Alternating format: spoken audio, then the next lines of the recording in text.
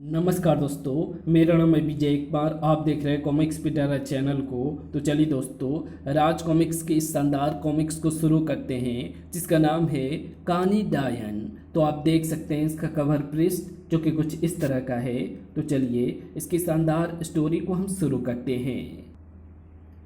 बहुत दिन हुए आजमगढ़ में एक व्यापारी था, नारायण दत्त। वो बहुत दूर दूर के नगरों में व्यापार किया करता था। एक बार वो अनेक नगरों में व्यापार करके 5 वर्षों के बाद अपने गांव की ओर लौट रहा था। बैलगाड़ी में बैठा वो अपने घर लौटने की कल्पना में खोया था। 3 दिन बाद मैं अपने गांव में पहुंच जाऊंगा। मेरी पत्नी सावित्री और मेरा बेटा सोमदत्त मुझे अचानक देखकर कितने खुश होंगे।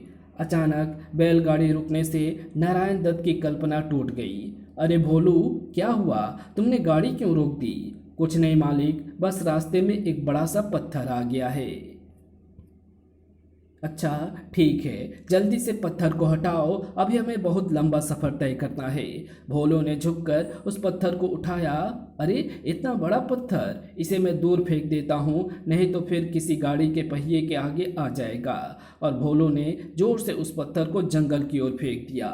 सड़क किनारे जंगल में एक सूखा कुआं था। उस कुएं में भयंकर कानी डायन एक बंद घड़े में बंद पड़ी थी। उसे महर्षि गौतम ने बंद किया था। ओह, कभी तो इस घड़े के कैद से मुझे मुक्ति मिलेगी। अभी कानी डायन ने यह सोचा ही था कि तभी पत्थर उस घड़े से टकराया। ठक, और घड़ा फूट जाने से कानी डायन स्वतंत्र हो गई। अरे, घड़ा फूट गया और मैं स्वतंत्र हो गई। अब मैं महर्षि गौतम से बदला लूंगी, उस बूढ़े महर्षि को जीवित नहीं छोड़ूंगी। लेकिन महर्षि के पास जाने से पहले मैं अपने देवता काल भैरव की पूजा कर लूं, उनसे शक्ति प्राप्त कर लूं। तभी कोई मंत्र बोलकर कानी डायन ने तलवार उठाई और अपना सिर काटकर काल भैरव की मूर्ति पर चढ़ा दिया। लेकिन तभी भयानक गर्जना के साथ बिजली चमकी और कटा हुआ सिर कानी डायन के धड़ धड़ से जा लगा। कानी डायन ने अपने देवता काल भैरव का स्मरण किया। घन घन घना घन, महामहिम काल भैरव, मुझे अद्भुत शक्ति प्रदान करो। फिर जोर से बिजली चमकी, बादल गरजे और काल भैरव प्रकट हुआ। महामहिम की जय। हम तेरी पूजा से बहुत प्रसन्न हैं कानी डायन, हम तुझे शक्ति देते हैं, अब तुझे कोई कैद नहीं कर सकेगा। और ये कहकर काल भैरव अंतर्धान हो गया। ओह, बहुत जोर की भूख लगी है। कई वर्षों से घड़े में बंद रहने के कारण कुछ खाया नहीं, आज पेट भर के खाऊंगी। और तभी कानी डायन ने मंत्र बोलकर हवा में हाथ हिलाया। घन घन घना घन, मेरे वाहनबाज राजा, आओ आओ। तभी बिजली चमकी और एक विशाल बाज प्रकट हुआ। बाज राजा, मुझे जल्दी से भोजन के पास ले चलो, बहुत दिनों से भूखी हूँ। और तुरंत बाज राजा कानी डायन को लेकर उड़ चला। जबकि इधर नारायण दत्त के काफिले में भोलू, शाम हो रही है, अब हमें कहीं ठहर कर भोजन की तैयारी करनी चाहिए। हाँ मालिक, बैल भी बहुत थक गए हैं। कुछ ही देर में एक बाग में वो काफिला ठहर गया। कुछ लोग भोजन की तैयारी करने लगे। तभी बाज पर बैठी कानी डायन की नज़र काफिले पर पड़ी। ठहरो ठहरो बाज राजा, नीचे उतरो, वो देखो वहाँ कोई काफिला रुका हुआ है। और काफिले से कुछ दूरी पर बाज राजा नीचे उतरा। बाज राजा से उतरकर कानी डायन काफिले के पास पहुंची। बहुत दिनों के बाद आज पेट भर भोजन करूंगी। डायन राक्षसी, भागो। कानी डायन को देखते ही लोग भयभीत हो उठे और कानी डायन ने लपक कर 2 आदमियों को पकड़ लिया। भाग कर कहाँ जाओगे? मैं कानी डायन हूँ, बहुत दिनों के बाद मानव का भोजन खाने को मिल रहा है। कानी डायन ने जब दूसरे लोगों को भागते हुए देखा तो, तुम सब भागकर कहाँ जाओगे? अभी तुम सबको पकड़ती हूँ। घन घन घना घन, सब आग के घेरे में कैद हो जाओ। और देखते ही देखते काफिले को एक आग के घेरे में बांध लिया। कानी डायन से बचकर तो मौत भी नहीं भाग सकती, तुम कैसे भागोगे? बचाओ, आग आग, हाय मैं जल गया। नारायण दत्त अपने खेमे में भोजन कर रहा था कि तभी कानी डायन आ गई है। भागो भागो, बचाओ। अरे ये शोर कैसा?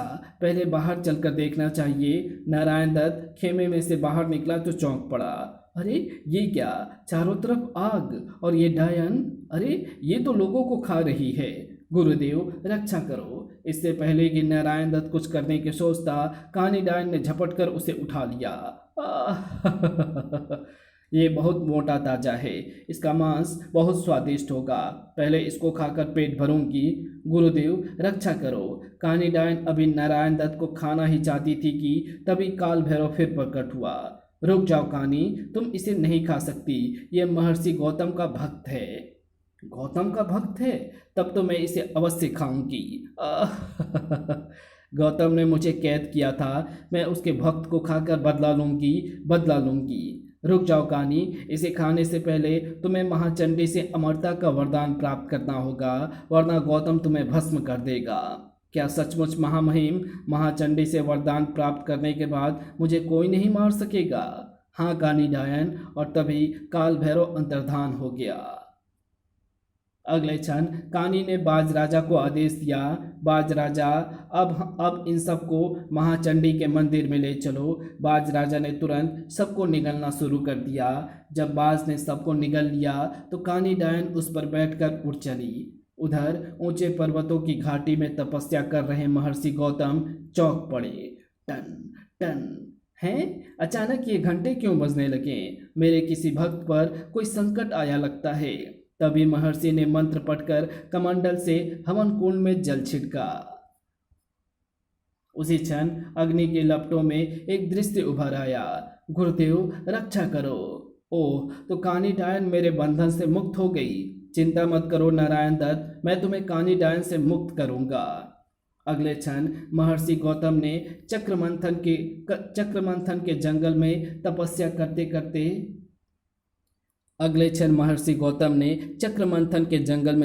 करते अपने शिष्य माणिक को संदेश भेजा।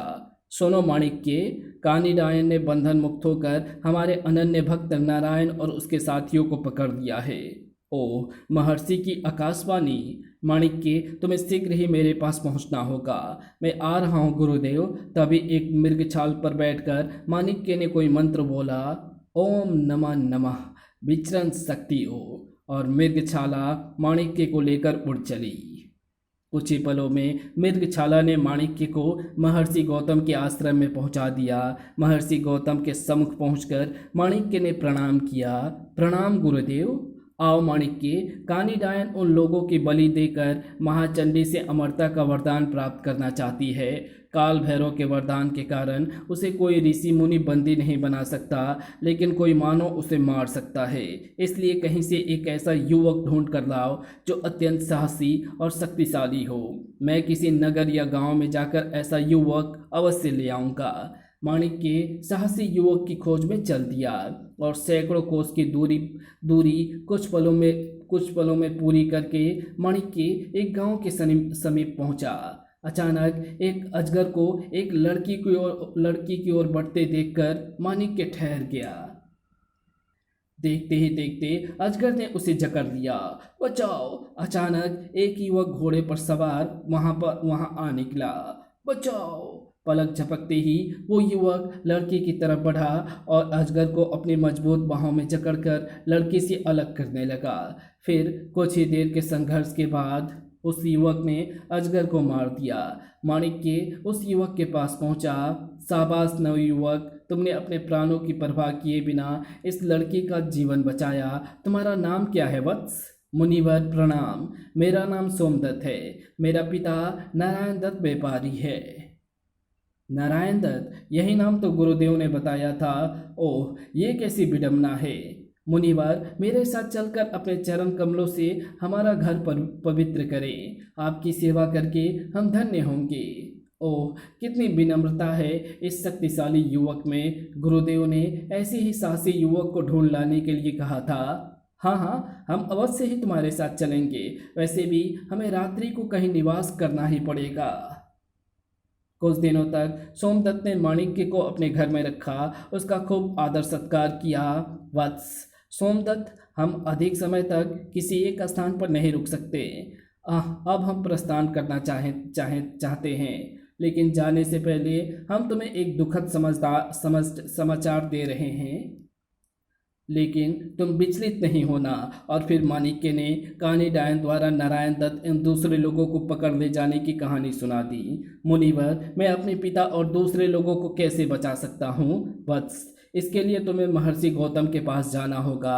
वही तुम्हें कानी डायन का पता बता सकते हैं। महर्षि गौतम का पता बताकर माणिक्य ने प्रस्थान किया। अगले दिन सोमदत्त ने माणिक्य के बताए मार्ग द्वारा महर्षि गौतम के पास चल दिया। कई दिन का सफर तय करके सोमदत्त जंगल में पहुंचा ही था कि भयंकर आंधी उसे उड़ाकर ले चली।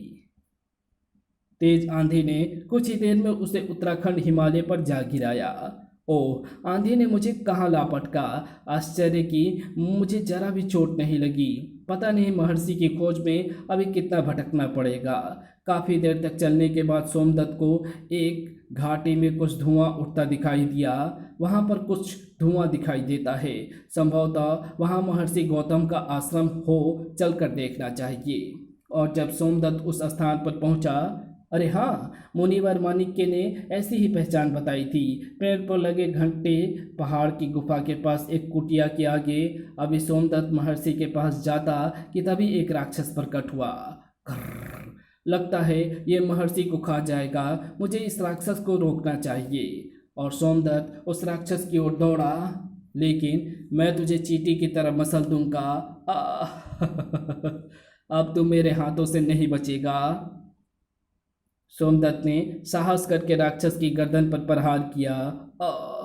मुझ पर इस खिलौने से प्रहार करता है, मैं तुझे कच्चा खा जाऊंगा। इससे पहले कि अभी वो भयंकर राक्षस उसे खा पाता, महर्षि गौतम द्वारा फेंकी गई विचित्र किरणों ने राक्षस को एक यक्ष में परिवर्तित कर दिया। तभी महर्षि गौतम उनके पास आए। सचमुच तुम निर्भय और शक्तिशाली हो वत्स। इस यक्ष को राक्षस बनाकर मैंने ही तुम्हारी परीक्षा के लिए भेजा था। प्रणाम गुरुदेव। और फिर महर्षि उसे अपने आश्रम में ले गए। मैं तुम्हारे आगमन का उद्देश्य जानता हूँ सोमदत्त, लेकिन तुम्हें कानी डायन को मारने के लिए कुछ तंत्र विद्या सीखनी होगी। अपने पिता और उनके साथियों की रक्षा के लिए मैं सब कुछ करने को तैयार हूँ गुरुदेव। और कुछ ही दिनों में महर्षि गौतम ने सोमदत्त को तंत्र विद्या में पारंगत कर दिया। एक दिन महर्षि ने उसे जंगल में लकड़ियाँ लेने भेजा। लकड़ियाँ लेकर सोमदत्त वापस चलने को तैयार हुआ ही था कि तभी ची, अरे ये जंगली हाथी तो मुझे मार ही डालेगा। मेरे पास तो कोई शस्त्र भी नहीं है। आज मैं महर्षि की तंत्र शक्ति प्रयोग करता हूँ। अगले पल ही हाथी ने उस पर आक्रमण कर दिया। इससे पहले कि हाथी उसे जमीन पर पटकता, सोमदत्त ने तंत्र शक्ति का प्रयोग किया। और कुछ ही देर में सोमदत्त ने तंत्र शक्ति से उस जंगली हाथी को जलाकर मार दिया। तभी वहां पर महर्षि गौतम प्रकट हुए। सोमदत्त, तुम तंत्र विद्या में उत्तीर्ण हुए हो। अब तुम कानी डायन को भी मारने के लिए प्रस्थान कर सकते हो। लेकिन जाने से पहले तुम्हें मेरी गुरु दक्षिणा देनी होगी, अन्यथा तुम्हारा कोई भी कार्य सफल नहीं होगा। आप आज्ञा करें गुरुदेव, मैं अपना सब कुछ देने को तैयार हूँ। और तभी महर्षि गौतम ने कुछ सोचकर कहा, वत्स, गुरु दक्षिणा में मुझे तुम्हारा सिर चाहिए। महर्षि से खड़ग लेकर सोमदत्त ने अपनी गर्दन काटकर उन्हें भेंट कर दी। महर्षि गौतम ने कमंडल से जल लेकर उस सिर पर छिड़का और तभी उसका सिर पुनः धड़ से जाकर लग गया। फिर महर्षि ने प्रसन्न होकर कहा, सोमदत्त, आज तुमने कानी डायन के सबसे बड़े गुण की बराबरी करके दिखाई है। अब मुझे विश्वास हो गया है कि तुम उसे मारने में सफल होगे। तुम्हें शीघ्र ही प्रस्थान करना है। वहाँ तुम यक्ष के साथ जाओगे। और फिर महर्षि गौतम ने उसे विदा किया। और कुछ देर में यक्ष सोमदत्त को लेकर दक्षिणांचल के घने जंगलों की ओर उड़ा जा रहा था। उधर दक्षिणांचल के घने जंगलों में कानी डायन महाचंडी की पूजा कर रही थी। घन घन घनाघन, महाचंडी मेरी पूजा स्वीकार करो। लो सर्वशक्ति माँ, इस बलि के रक्त को पीकर अपनी तृष्णा शांत करो। तभी वो खप्पर उड़कर महाचंडी के मुंह से जा लगा। महाचंडी ने मेरी भेंट स्वीकार कर दी। अब वो दिन दूर नहीं जब मुझे अमरता का वरदान प्राप्त होगा। लेकिन तभी एक आकाशवाणी ने कानीडायन को चौंका दिया। सावधान कानीडायन, महर्षि गौतम ने तुम्हारी पूजा को नष्ट करने के लिए एक साहसी और शक्तिशाली युवक को भेजा है। ओह, ये नई विपत्ति कहाँ से आ गई? मुझे कुछ करना चाहिए। पहले मैं सर्वदर्शी दर्पण में उस युवक को देखती हूँ। तभी कानीडायन ने सर्वदर्शी दर्पण में देखा तो ये दो चूहे मेरी पूजा नष्ट करने आ रहे हैं। मैं इन्हें जिंदा नहीं छोड़ूंगी। और तभी कानीडायन ने बाज राजा को आदेश दिया, बाज राजा, तुरंत अपनी सेना भेजकर इन दोनों को खत्म कर दो। मुझसे कोई नहीं लड़ सकता। अगले पल बाज राजा ने अपनी सेना को उन दोनों को मार देने के लिए भेज दिया। पलक झपकते ही उन्हें खा जाएगी मेरी बाज सेना।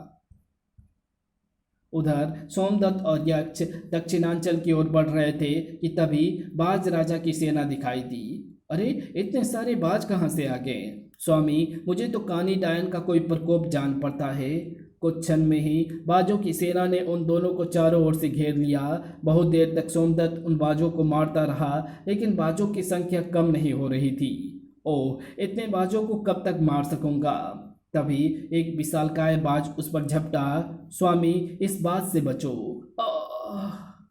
और वो बाज सोमदत्त को अपने पंजे में दबाकर उड़ चला। ओह, इससे पहले कि ये बाज मुझे खा जाए, जल्दी कुछ करना होगा। उधर सर्वदर्शी दर्पण में विशाल बाज के पंजे में सोमदत्त को देखकर चला था मेरी पूजा नष्ट करने। आज मैं इसकी ही भेंट महाचंडी पर चढ़ाऊंगी। जबकि उधर ओम सर्वद प्रधानात्मक प्रबल अग्नि देवो स्वाहा, सोमदत्त के मंत्र बोलते ही अग्नि प्रज्वलित हुई और बाज को घेर लिया। अरे, इतनी भयंकर आग कहाँ से आ गई? उस आग के गोले से बाज नहीं बच सका। अब कैसे आग से बचूं? मैं जला और जलते हुए बाज ने सोमदत्त को छोड़ दिया। अगर मैं ऐसे ही पृथ्वी पर गिरा तो कभी भी जीवित नहीं बचूंगा। अब मैं क्या करूं? उधर बहुत दूर पर यक्ष सोच रहा था, मुझे किसी तरह स्वामी को नीचे गिरने से बचाना चाहिए। उधर कानीडायन ने सोमदत्त को गिरते हुए देखा। मेरे बाज को जला दिया, लेकिन अब नीचे गिरकर नहीं बचेगा। सारी हड्डियां टूटकर चूर चूर हो जाएगी। लेकिन तभी यक्ष ने तेजी से झपटकर सोमदत्त को नीचे गिरने से बचाकर कानी के अरमानों को चूर चूर कर दिया। ओह, उसे यक्ष ने बचा लिया, लेकिन अब भयंकर नागराज से कोई नहीं बचा सकेगा। कानीडायन ने हवा में हाथ लहराया। घन घन घनाघन, नागों के राजा नागराज, जाओ इस युवक को जीवित निगल लो। तभी एक भयंकर नाग पृथ्वी पर प्रकट हुआ और तेजी से सोमदत्त की ओर बढ़ा। फूं! अरे अरे, ये भयंकर नाग कहाँ से आ गया? लगता है कानीडायन ने मुझे मारने के लिए अब इसे भेजा है, लेकिन मैं इसको भी तंत्र विद्या से नष्ट कर देता हूँ। सोमदत्त ने मंत्र पढ़कर नागराज पर प्रहार किया, मगर वो उसी तरह तेजी से आगे बढ़ता रहा। गुरुदेव, इस भयंकर नाग से मेरी रक्षा करो। और उसी क्षण महर्षि गौतम के आश्रम में घंटे बजने लगे। ओह, लगता है सोमदत्त फिर किसी संकट में फंस गया है। मुझे जल्दी ही कुछ करना चाहिए। महर्षि गौतम ने मंत्र बोलकर हवन कुंड में जल के छींटे मारे। उसी क्षण अग्नि की लपटों में वो दृश्य उभरा। ओह, नागराज सोमदत्त को निगल जाना चाहता है। मुझे नागराज को रोकना पड़ेगा, नहीं तो अनर्थ हो जाएगा। कानीडायन पूजा समाप्त कर सभी लोगों की नरबलि चढ़ाकर महाचंडी से अमरता प्रदान कर लेगी। और तभी अपनी अद्भुत तंत्र शक्ति से महर्षि गौतम नागराज के समीप प्रकट हुए। रुक जाओ नागराज, ये मेरा शिष्य है, तुम इसे नहीं निगल सकते। तुम्हें स्मरण होगा, एक बार तुम पर भयंकर विपत्ति आई थी। तुम पर एक चट्टान टूट गिरी थी। मैंने तुम्हें उस चट्टान से बचाया था और उस दिन तुमने कोई वरदान मांगने के लिए कहा था। हाँ हाँ, मुझे सब अच्छी तरह स्मरण है महर्षि। तो आज मैं तुमसे वो वचन पूरा करने के लिए कह रहा हूँ। नागराज, तुम मेरे शिष्य को छोड़ दो।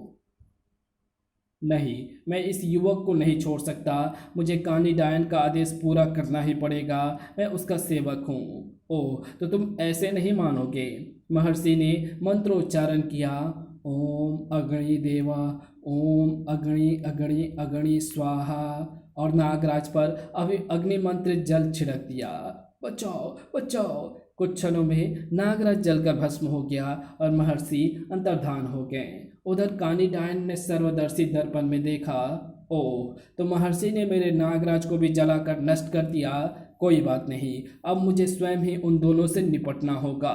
बाज राजा, मुझे जल्दी से उन दोनों के पास ले चलो। कुछ ही क्षणों में कानी डायन वहां पहुंच गई। वो देखिए स्वामी, कानी डायन बाज राजा पर बैठकर स्वयं इधर ही आ रही है। उन दोनों के पास पहुंचते ही, बाज राजा, आज इन चूहों का शिकार करो। बहुत दिनों के बाद आज बढ़िया शिकार खाने को मिलेगा। कानी डायन का आदेश मिलते ही बाज राजा सोमदत्त पर और यक्ष पर झपट पड़ा। सोमदत्त ने खड़ग से बाज राजा पर प्रहार किया, लेकिन वो खड़ग झपट कर ले गया।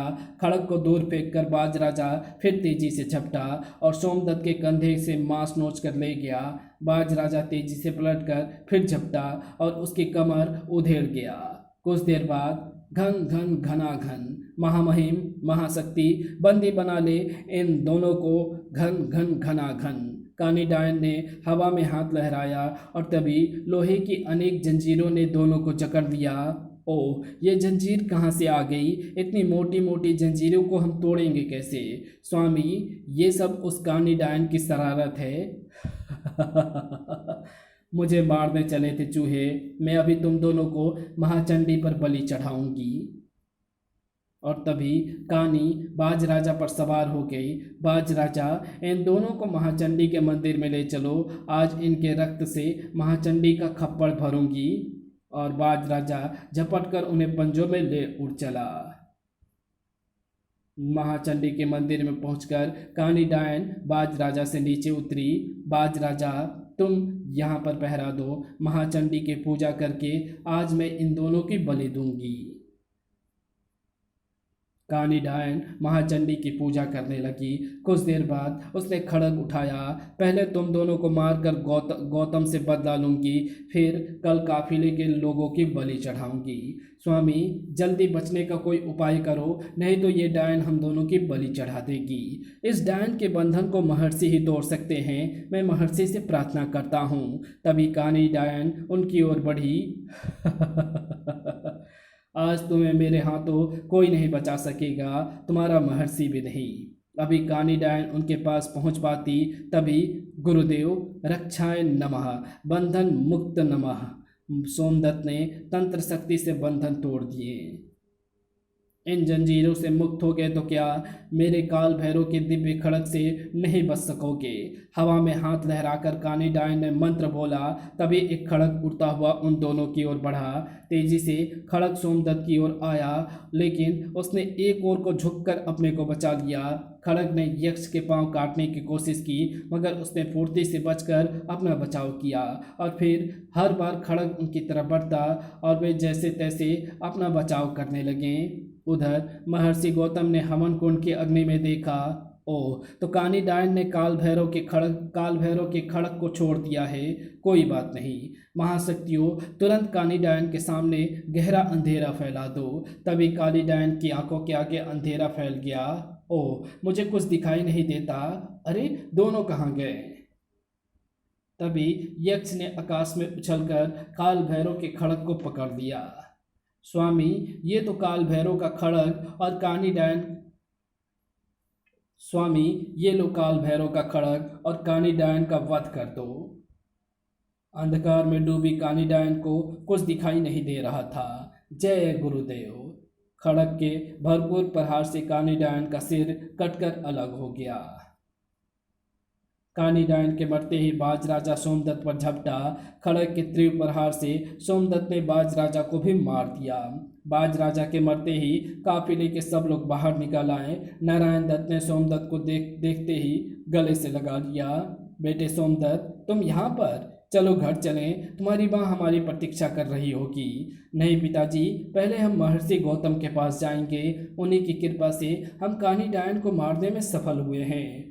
कुछ ही देर में यक्ष उन सबको महर्षि गौतम के आश्रम पर दे गया। महर्षि गौतम से मिलकर नारायण दत्त अपने काफिले के साथ आजमगढ़ की ओर चल दिया। और इसी के साथ ये शानदार कहानी यहीं समाप्त होती है। तो आपको ये कहानी कैसी लगी? कहानी अच्छी लगी तो इस वीडियो को लाइक शेयर कमेंट ज़रूर कर देना। चैनल पे नए हो तो चैनल को सब्सक्राइब कर ऑल नोटिफिकेशन को सेलेक्ट ज़रूर कर लेना। Thanks for watching my video.